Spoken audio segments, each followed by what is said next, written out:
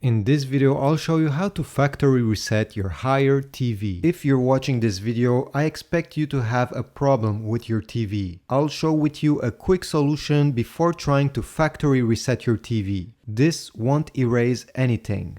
Turn your TV off and unplug it from the wall socket. Now, depending on the model you have, you may have a power button on the back or one on the front under the TV. If you don't find one, don't worry, just skip this step.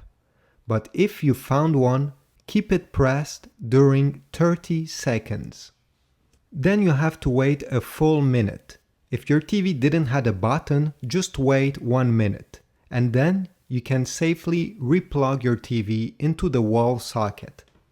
If this didn't work, I'll show you a few methods that you can factory reset your TV.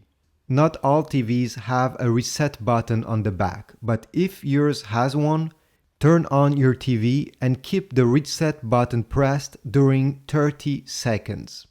If yours don't have such a button, the second solution is to follow the steps that are on the screen. Feel free to pause the screen and take your time to do those. If the menu is not similar to yours, you may have to follow these steps instead. I really hope this will solve your problem. Please leave a comment down below if you have other solutions. And don't forget to subscribe and leave a like to this video. It's really helpful. See you in the next one.